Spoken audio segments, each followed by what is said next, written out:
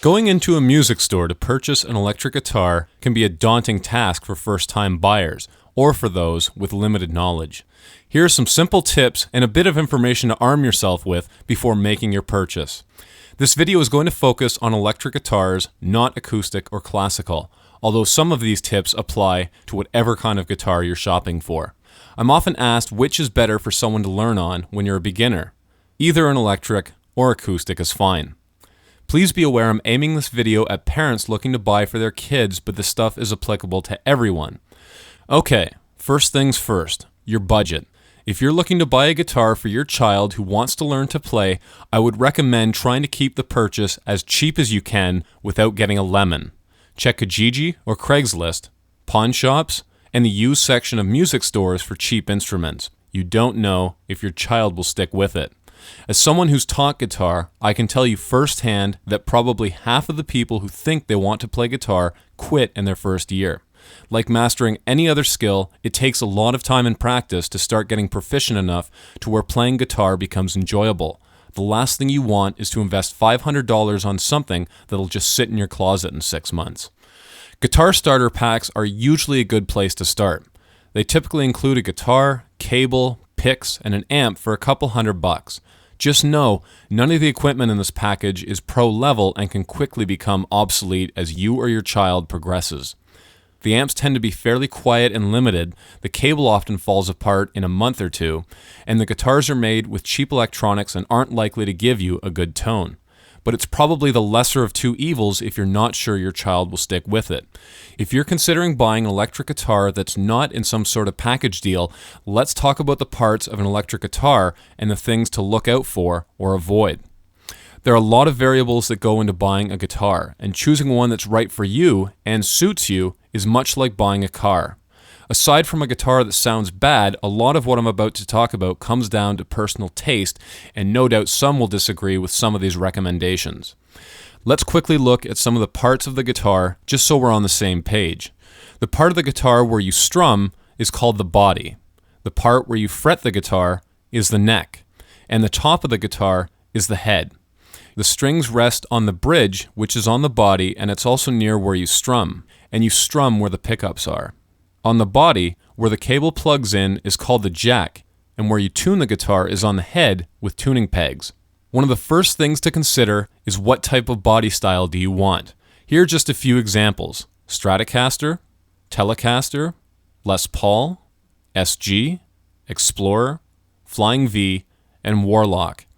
This will come down to personal choice, but my own recommendation is to get a Stratocaster type body or a guitar with a similar body style.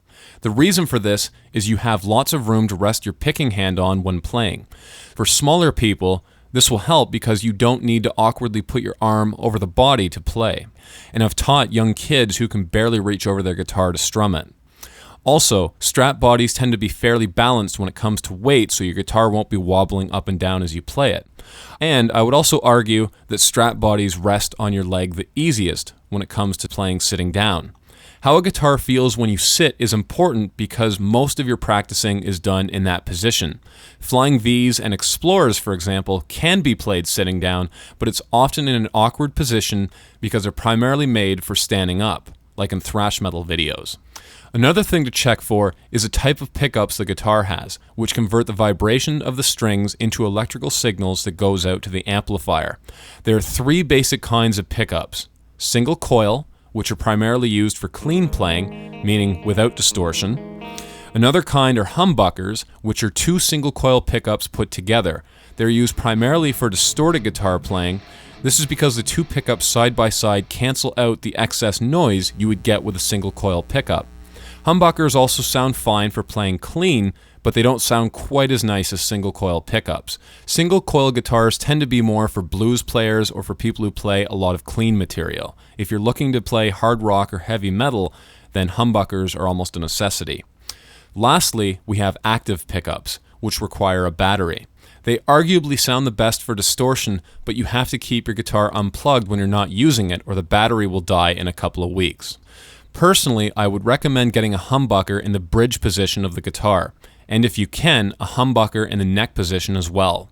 Some guitar makers will put a single coil pickup in the middle for clean sounds.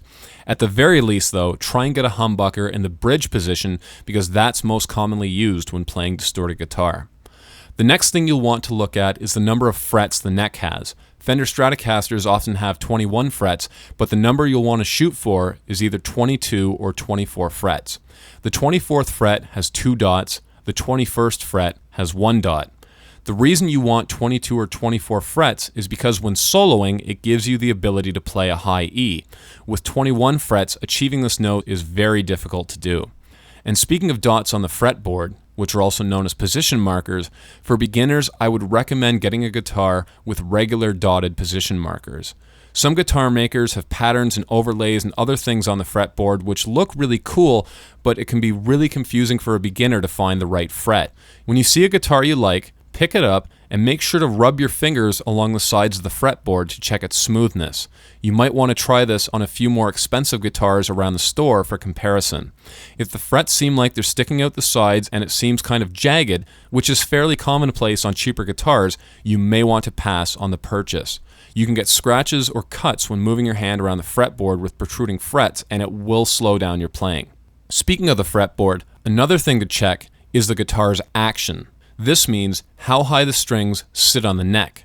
If the strings are more than a few millimeters off the neck, the guitar is going to be really difficult to play, especially for a beginner who hasn't built up their calluses and strengthened their fingers yet. Guitars can be set up and made easier to play by a professional, but the better it plays when you buy it, the less problems you're likely to encounter down the road. When you first see a guitar you might be interested in buying, pick it up and give it a once-over. Does the neck seem firmly attached to the body? Are there lots of scratches or paint damage? Is there any rust on the bridge or the pickups? Are all the volume knobs attached and is the pickup selector nub on? Are the strap pegs on securely? Is the jack where you plug your cable into loose? When you plug the guitar into an amp, does it seem like it's shorting out? If it does, it might be the instrument cable, so try a few cables out before diagnosing it as the guitar's fault. Once you've finally chosen the guitar you want and tested it out on an amplifier, make sure to ask the salesperson if they can offer you any deals on extra items you'll need. Usually, stores will toss in picks, a carrying case, a cable, a guitar strap, tuner, a stand, a pack of strings, or maybe even an amp at a discounted price. Sometimes you can get a number of these items for free, like extra picks or strings. Usually, the more expensive guitar you buy, the more likely they'll be to throw in extra items for free or at a very low price. I hope all of this information helps you to make a more informed purchase. I've written a checklist of a number of things I've talked about in the video description below so that you can check these things over in the store when you're making your purchase. If you want more detailed information, especially about buying a guitar or an amp for a heavy metal player, check out my other video, Episode 5, Guitars for Metal. Happy shopping.